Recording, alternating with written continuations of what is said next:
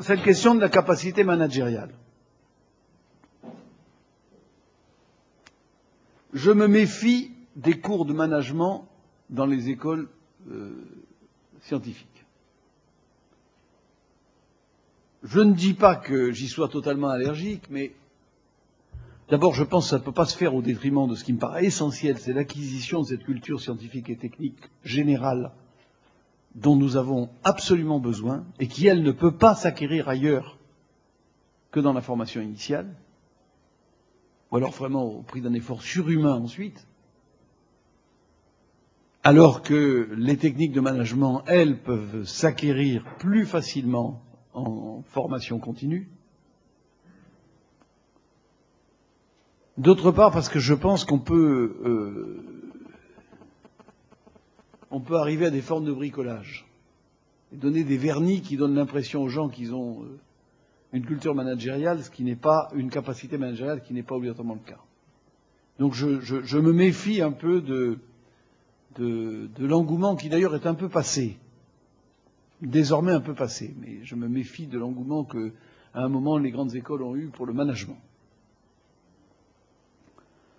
En revanche, je pense qu'il y a des manières de préparer les jeunes à des responsabilités managériales. D'abord dans les méthodes de travail dans les grandes écoles. Tout ce qui est méthode de travail collectif, méthode de travail en mode projet, tout cela prépare aux activités managériales. Tout ce qui donne de l'autonomie aux élèves, les met en situation d'autonomie. Une des questions que je m'étais posée à propos de Polytechnique, j'espère qu'il n'y a pas de représentant de l'école Polytechnique ici, c'est le coucounage des élèves. Je pense que c'est la plus mauvaise manière de les préparer à la vie. Si au moindre rhume d'un élève,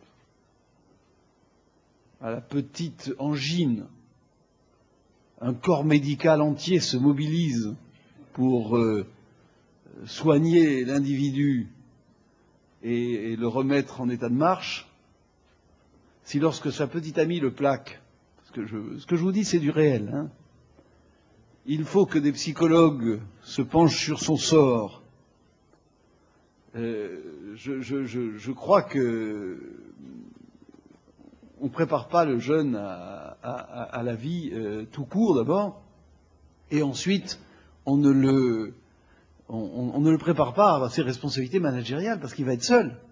Hier, je recevais des jeunes cadres à déjeuner, des gens qui ont 1 an de maison à la SNCF, des ingénieurs d'ailleurs, de vos anciens produits. Ben, ils se retrouvent tout seuls à commander 100 personnes. Hein. Au bout d'1 an, ils ont 70, 80 personnes sous leurs ordres.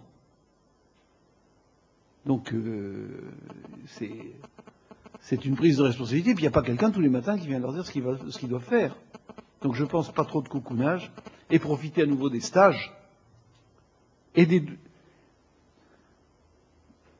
peut-être dans le stage aller vers des stages qui justement ont un contenu managérial, soit des stages RH, soit des stages qui les amènent à s'exprimer sur le management. Et enfin, les doubles formations. Alors ces doubles formations doivent-elles être assurées dans les écoles d'ingénieurs ou par partenariat entre les écoles d'ingénieurs et les écoles de management? Il y a un débat. Les tenants de la première thèse, c'est-à-dire la formation managériale assurée dans un cycle au sein de l'école d'ingénieurs, effectivement, sera plus adaptée à ceux qui ont suivi une formation d'ingénieur. Mais je crois surtout ce qui est utile dans cette double formation, c'est de rebattre les cartes et de mélanger les élèves avec des gens qui ont des formations différentes d'eux. Et donc je suis plutôt personnellement pour la seconde hypothèse, la seconde possibilité qui est d'une formation managériale par association entre l'école d'ingénieurs et l'école de management.